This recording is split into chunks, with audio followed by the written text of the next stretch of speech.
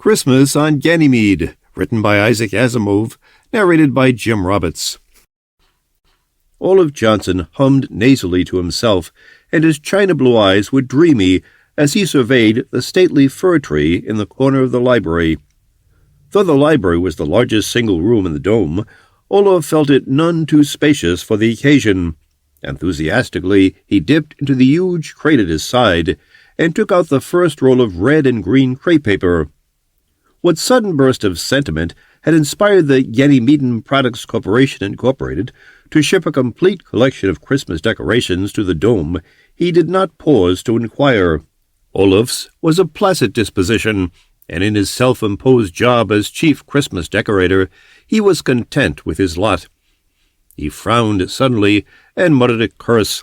The General Assembly signal light was flashing on and off hysterically. With a hurt air, Olaf laid down the tack hammer he had just lifted, then the roll of crepe paper, picked some tinsel out of his hair, and left for officers' quarters. Commander Scott Pelham was in his deep armchair at the head of the table when Olaf entered. His stubby fingers were drumming unrhythmically upon the glass-topped table. Olaf met the commander's hotly furious eyes without fear, for nothing had gone wrong in his department in 20 Ganymede revolutions. The room filled rapidly with men, and Pelham's eyes hardened as he counted noses in one sweeping glance. "We're all here. Men, we face a crisis." There was a vague stir. Olaf's eyes sought the ceiling, and he relaxed. Crises hit the dome once a revolution on the average. Usually they turned out to be a sudden rise in the quota of oxite to be gathered, or the inferior quality of the last batch of caron leaves. He stiffened, however, at the next words. "In connection with the crisis, I have one question to ask." Pelham's voice was a deep baritone, and it rasped unpleasantly when he was angry. "What dirty, imbecilic troublemaker has been telling those blasted Aussies fairy tales?" Olaf cleared his throat nervously, and thus immediately became the center of attention. His Adam's apple wobbled in sudden alarm, and his forehead wrinkled into a washboard. He shivered. I, he stuttered, quickly fell silent. His long fingers made a bewildered gesture of appeal. I was out there yesterday after the last supplies of caron leaves on account the Aussies was slow, and a deceptive sweetness entered Pelham's voice. He smiled. "Did you tell those natives about Santa Claus, Olaf?" The smile looked uncommonly like a wolfish leer, and Olaf broke down. He nodded convulsively. "Oh, you did. Well, you told them about Santa Claus. He comes down in a sleigh and flies through the air with 8 reindeer pulling it, huh?" "Well, doesn't he?" Olaf asked unhappily. "And you drew pictures of the reindeer just to make sure there was no mistake. Also, he has a long white beard and red clothes with white trimmings." "Yeah, that's right," said Olaf, his face puzzled.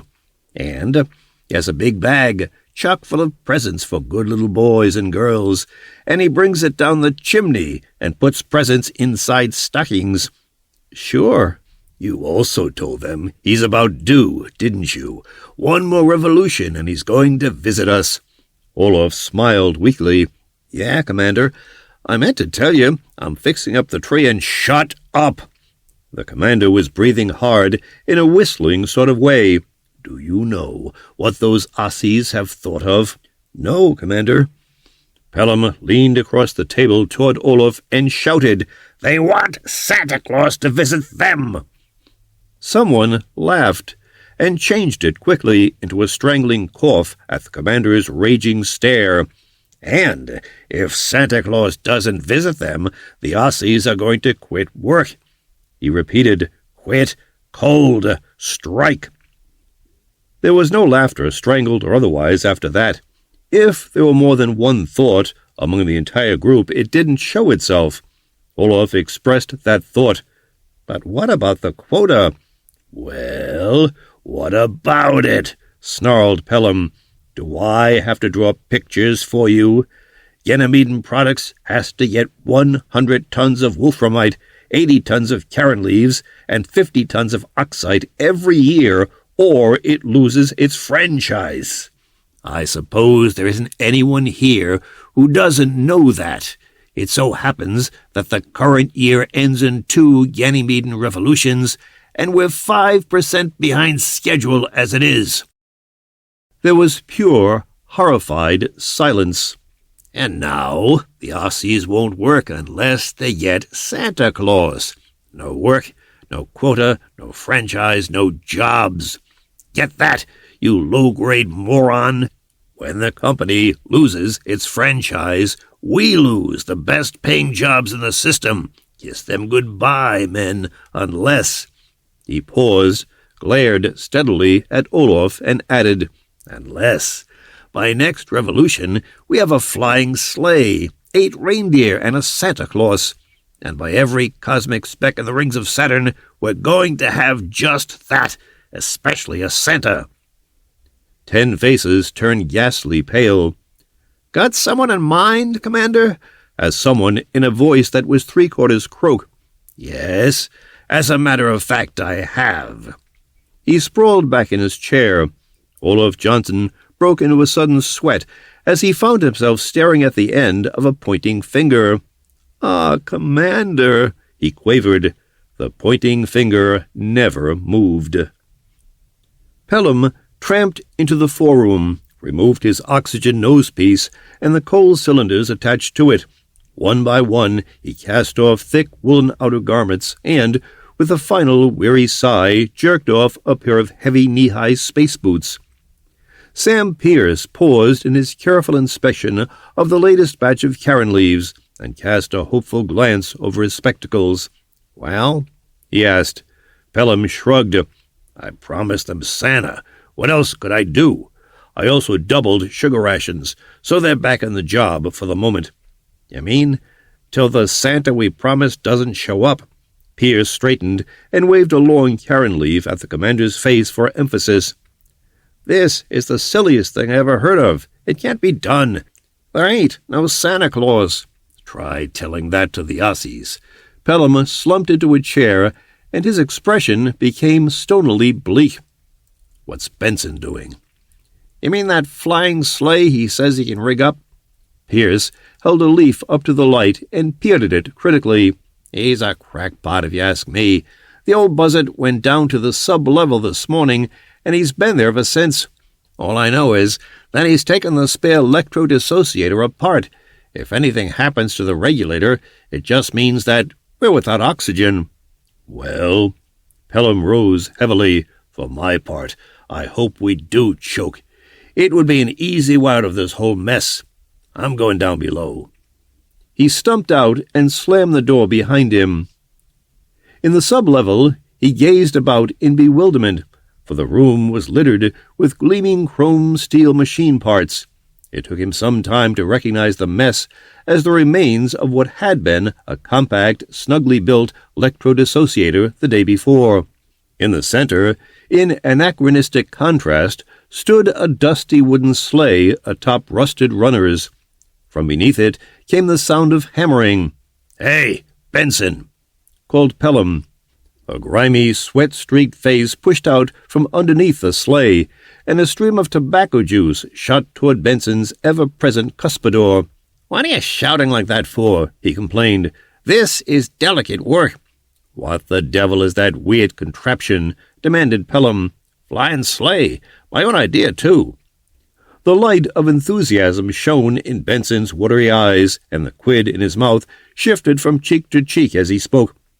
"The sleigh was brought here in the old days, when they thought Ganymede was covered with snow like the other Jovian moons. All I have to do is fix a few gravel repulsors from the dissociator to the bottom, and that'll make it weightless when the current's on. Compressed air jets will do the rest." The commander chewed his lower lip dubiously. "Will it work?" "Sure it will. Lots of people have thought of using repulsors in air travel, but they're inefficient, especially in heavy gravity fields. Here on Ganymede, with a field of 1/3 gravity and a thin atmosphere, a child could run it. Even Johnson could run it, though I wouldn't mourn if he fell off and broke his blasted neck." "All right, then. Look here. We'll get lots of this native purplewood. Get Charlie Finn and tell him to put that sleigh on a platform of it.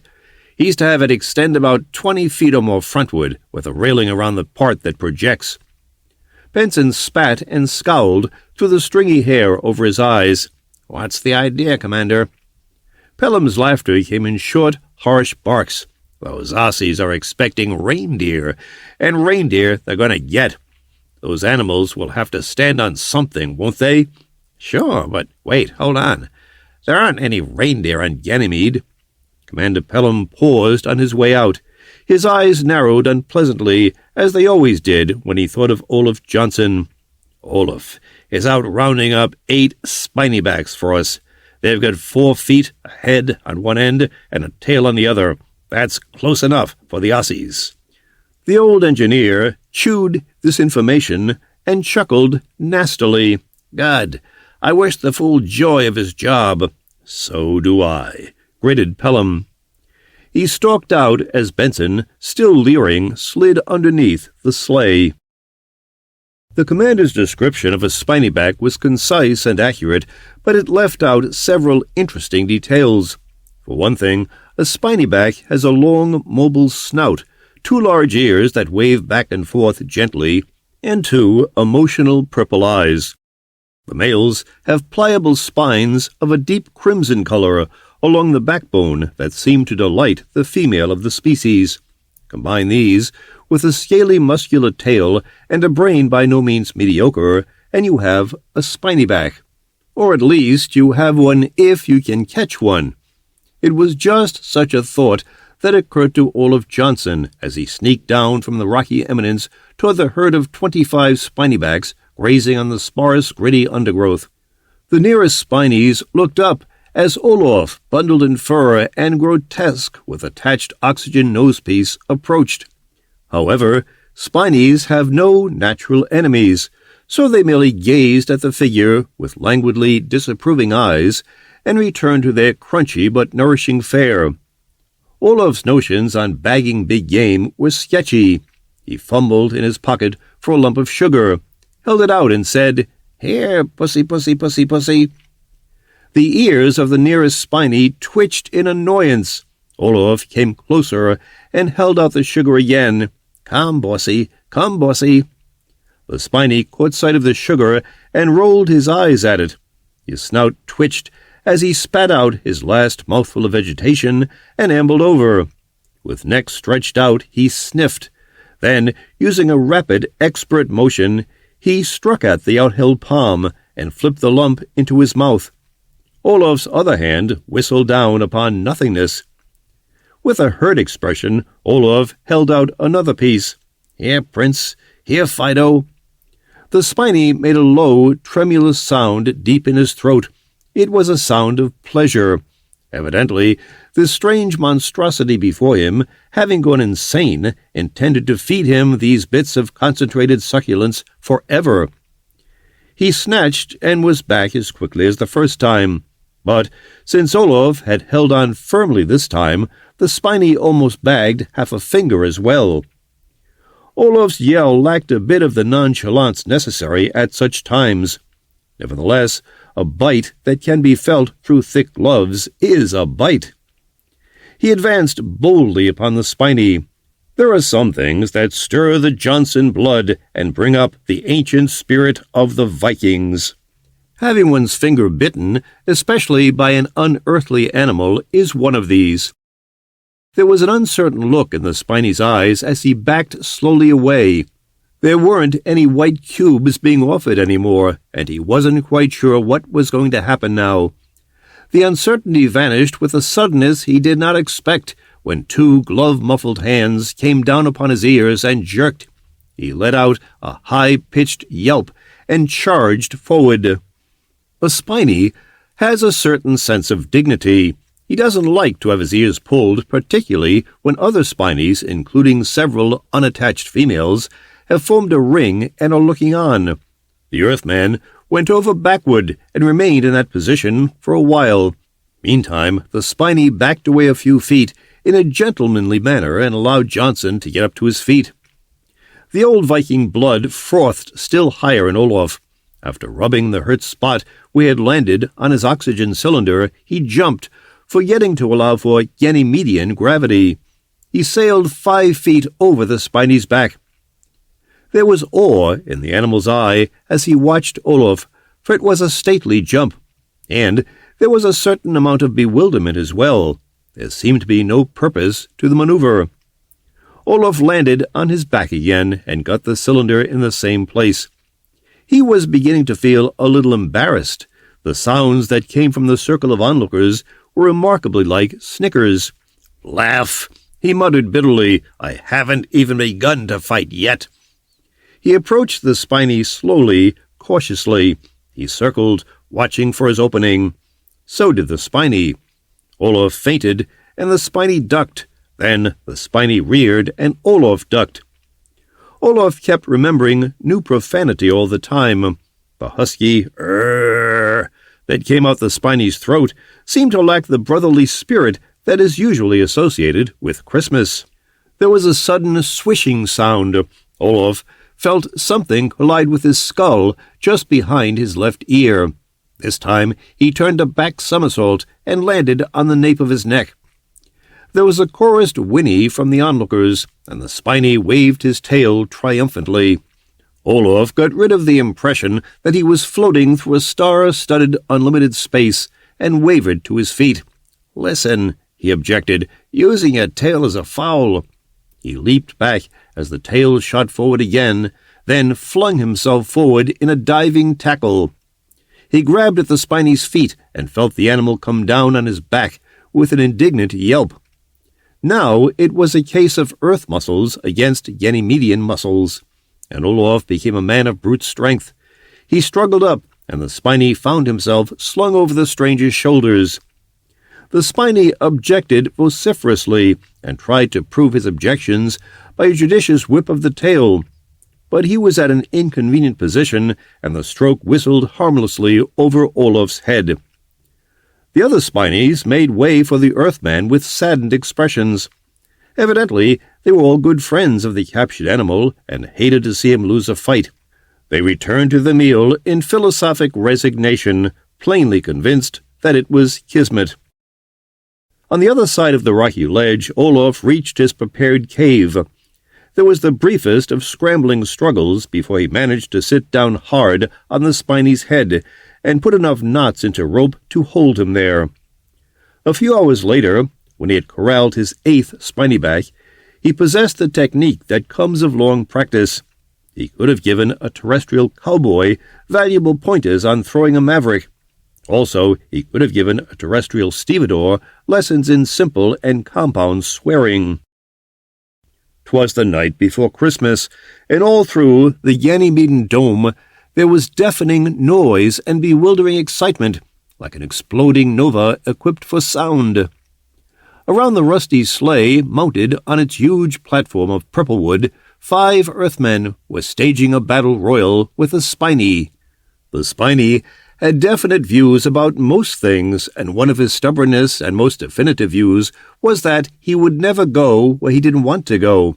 He made that clear by flailing 1 head, 1 tail, 3 spines, and 4 legs in every possible direction with all possible force. But the Earthmen insisted, and not gently. Despite loud, agonized squeaks, the Spiny was lifted onto the platform, hauled into place, and harnessed into hopeless helplessness. "Okay," Peter Benson yelled, "pass the bottle." Holding the Spiny's snout with 1 hand, Benson waved the bottle under it with the other. The Spiny quivered eagerly and whined tremulously. Benson poured some of the liquid down the animal's throat. There was a gurgling swallow and an appreciative whinny. The Spiny's neck stretched out for more. Benson sighed. "Best brandy, too." He upended the bottle and withdrew it half empty. The Spiny, eyes whirling in their sockets rapidly, did what seemed an attempt at a gay jig. It didn't last long, however, for Ganymedean metabolism is almost immediately affected by alcohol. His muscles locked in a drunken rigor, and with a loud hiccup, he went out on his feet. "Drag out the next," yelled Benson. In an hour, the 8 spiny-backs were as so many cataleptic statues. Forked sticks were tied around their heads as antlers. The effect was crude and sketchy, but it would do. As Benson opened his mouth to ask where Olaf Johnson was, that worthy showed up in the arms of 3 comrades, and he was putting up as stiff a fight as any spiny. His objections, however, were highly articulate. "I'm not going anywhere in this costume," he roared, gouging at the nearest eye. "You hear me?" There certainly was cause for objection. Even at his best, Olaf had never been a heartthrob, but in his present condition he resembled a hybrid between a Spiny's nightmare and a Picassian conception of a patriarch. He wore the conventional costume of Santa. His clothes were as red tissue paper sewed onto his space coat could make it. The ermine was as white as cotton wool, which it was. His beard, more cotton wool, glued onto a linen foundation, hung loosely from his ears. With that below and his oxygen nose-piece above, even the strongest were forced to avert their eyes. Olaf had not been shown a mirror, but between what he could see of himself and what his instinct told him, he would have greeted a good, bright lightning bolt like a brother. By fits and starts he was hauled to the sleigh. Others pitched in to help, until Olaf was nothing but a smothered squirm and a muffled voice. "Let go," he mumbled. "Let go and come at me one by one. Come on." He tried to spar a bit, to point his dare, but the multitude grips upon him left him unable to wiggle a finger. "Get in," ordered Benson. "You go to hell," gasped Olaf. "I'm not getting into any patented shortcut to suicide, and you can take your bloody flying sleigh and—" "Listen," interrupted Benson. "Commander Pelham is waiting for you at the other end. He'll skin you alive if you don't show up in half an hour." "Commander Pelham can take the sleigh sideways and—" "Then think of your job. Think of 150 a week. Think of every other year off with pay. Think of Hilda back on Earth, who isn't going to marry you without a job. Think of all that." Johnson thought, snarled. He thought some more, got into the sleigh, strapped down his bag, and turned on the gravel repulsors. With a horrible curse, he opened the rear jet. The sleigh dashed forward, and he caught himself from going backward, over and out of the sleigh, by 2/3 of a whisker. He held onto the sides thereafter, watching the surrounding hills as they rose and fell with each lurch of the unsteady sleigh. As the wind rose, the undulations grew more marked, and when Jupiter came up, its yellow light brought out every jag and crag of the rocky ground, toward every one of which, in turn, the sleigh seemed headed. And by the time the giant planet had shoved completely over the horizon, the curse of drink, which departs from the Ganymede organism just as quickly as it descends, began removing itself from the spinies. The hindmost spiny came out of it first, tasted the inside of his mouth, winced, and swore off drink. Having made that resolution, he took in his immediate surroundings languidly. They made no immediate impression on him. Only gradually was the fact forced upon him that his footing, whatever it was not the usual one of solid Ganymede. It swayed and shifted, which seemed very unusual. Yet he might have attributed this unsteadiness to his recent orgy, had he not been so careless as to drop his glance over the railing to which he was anchored. No spiny ever died of heart failure as far as is recorded, but, looking downward, this one almost did. His agonized screech of horror and despair brought the other spinies into full, if headachy, consciousness. For a while, there was a confused blur of squawking conversation as the animals tried to get the pain out of their heads, and the facts in. Both aims were achieved, and a stampede was organized. It wasn't much of a stampede, because the spinies were anchored tightly, but except for the fact that they got nowhere, they went through all the motions of a full gallop, and the sleigh went crazy. Olaf grabbed his beard a second before it let go of his ears. "Hey!" he shouted. It was something like saying tut-tut to a hurricane. The sleigh kicked, bucked, and did a hysterical tango. It made sudden spurts, as if inspired to dash its wooden brains against Ganymede's crust. Meanwhile, Olaf prayed, swore, wept, and jiggled all the compressed air jets at once. Ganymede whirled, and Jupiter was a wild blur. Perhaps it was the spectacle of Jupiter during the shimmy part that steadied the Spinies. More likely, it was the fact that they just didn't give a hang anymore. Whatever it was, they halted, made lofty farewell speeches to one another, confessed their sins, and waited for death. The sleigh steadied, and Olaf resumed his breathing once more, only to stop again as he viewed the curious spectacle of hills and solid ground up above, and black sky and swollen Jupiter down below. It was at this point that he, too, made his peace with the eternal and awaited the end.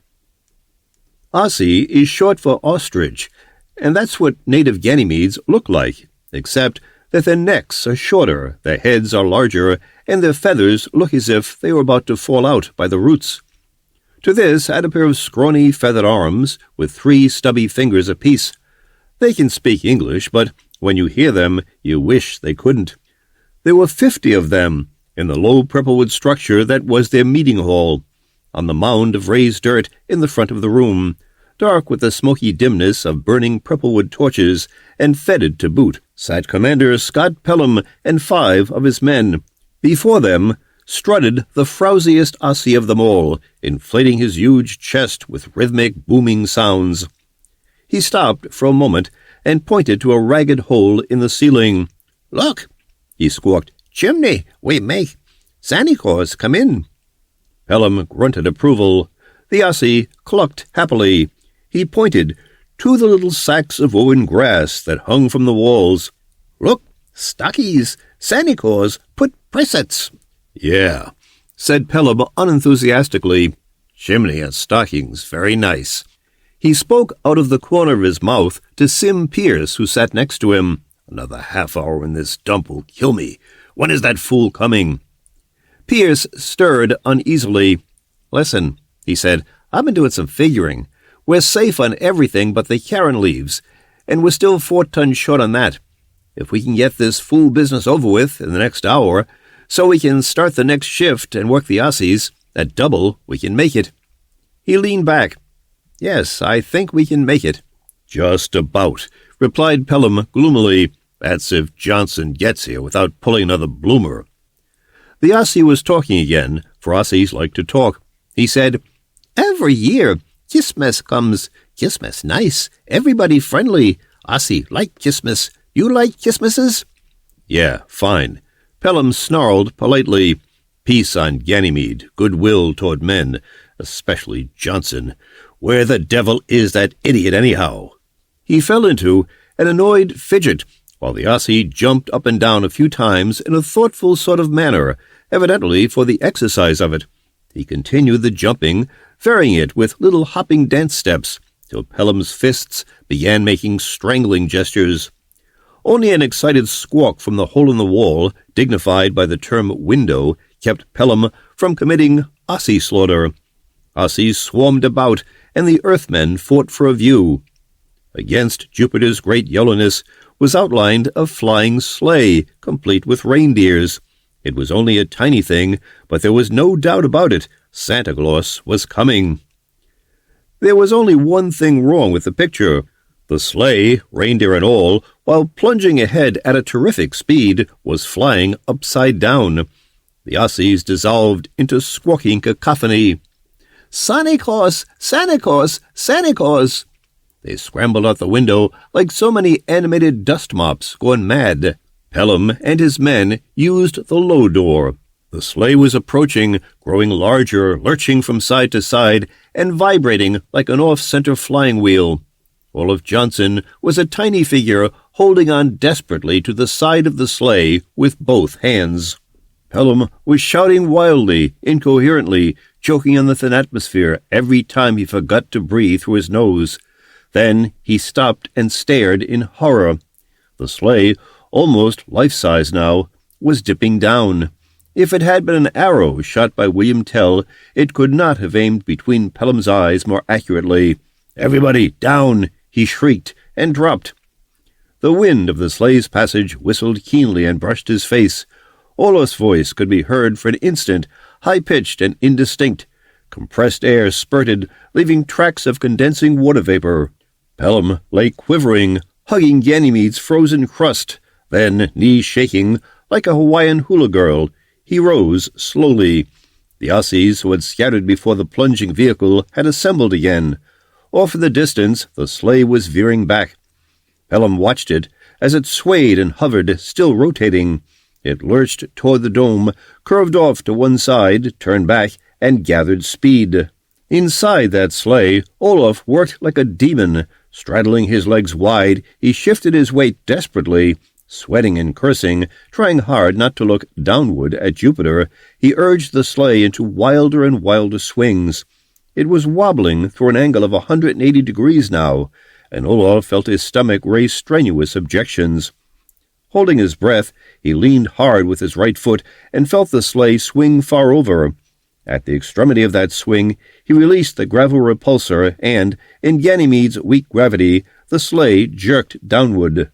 Naturally, since the vehicle was bottom-heavy, due to the metal gravel repulsor beneath, it righted itself as it fell. But this was little comfort to Commander Pelham, who found himself once more in the direct path of the sleigh. "Down!" he yelled, and dropped again.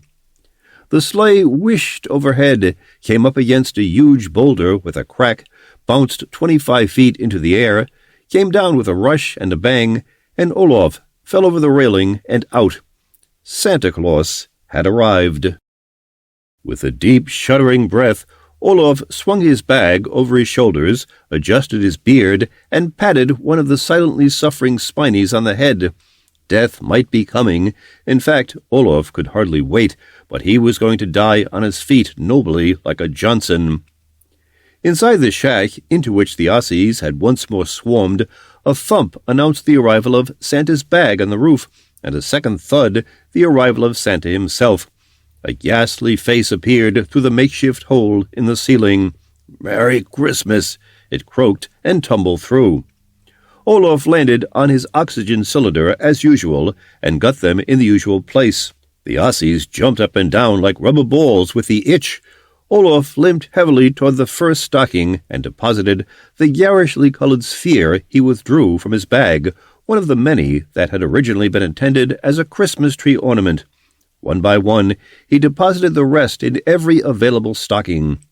Having completed his job, he dropped into an exhausted squat, from which position he watched subsequent proceedings with a glazed and fishy eye. The jolliness and belly-shaking good humor traditionally characteristic of Santa Claus were absent from this one with remarkable thoroughness. The Aussies made up for it by their wild ecstasy. Until Olaf had deposited the last globe, they had kept their silence and their seats. But when he had finished, the air heaved and writhed under the stresses of the discordant screeches that arose. In half a second, the hand of each Aussie contained a globe. They chatted among themselves furiously, handling the globes carefully and hugging them close to their chests. Then they compared one with another, flocking about to gaze at particularly good ones. The frowsiest Aussie approached Pelham and plucked at the commander's sleeve. "Santa Claus good," he cackled. "Look, he leave eggs." He stared reverently at his sphere and said, "Pity is Aussie eggs. Must be Santa Claus eggs, huh?"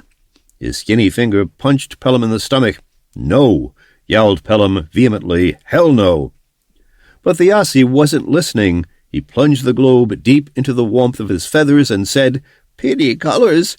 How long take for little Santa Claus come out? And what little Santa Claus eat?" He looked up. "We take good care. We teach little Santa Claus, make him smart and full of brain like Aussie." Pierce grabbed Commander Pelham's arm. "Don't argue with them," he whispered frantically. "What do you care if they think these are Santa Claus eggs? Come on. If we work like maniacs, we can still make the quota. Let's get started." "That's right," Pelham admitted. He turned to the Aussie. "Tell everyone to get working." He spoke clearly and loudly. "Work now. Do you understand? Hurry, hurry, hurry. Come on." He motioned with his arms, but the frowsy Aussie had come to a sudden halt. He said slowly, "We work, but Johnson say Christmas come every year." "Isn't one Christmas enough for you?" Pelham rasped. "No," squawked the Aussie. "We want Santa Claus next year. Get more eggs. And next year, more eggs. And next year, and next year, and next year, more eggs. More little Santa Claus eggs. If Santa Claus not come, we not work." "That's a long time off," said Pelham. "We'll talk about it then. By that time, I'll either have gone completely crazy, or you'll have forgotten all about it." Pierce opened his mouth, closed it, opened his mouth, closed it, opened it, and finally managed to speak. "Commander, they want him to come every year." "I know. They won't remember by next year, though." "But you don't get it. A year to them is one Ganymedean revolution around Jupiter. In Earth time, that's 7 days and 3 hours. They want Santa Claus to come every week." "Every week?" Pelham gulped. Johnson told them. For a moment, everything turned sparkling somersaults before his eyes. He choked, and automatically his eyes sought Olaf. Olaf turned cold to the marrow of his bones and rose to his feet apprehensively, sliding toward the door. There he stopped, as a sudden recollection of tradition hit him. "Beard a dangle," he croaked. "Merry Christmas to all, a good night." He made for the sleigh, as if all the imps of Hades were after him. The imps weren't, but Commander Scott Pelham was.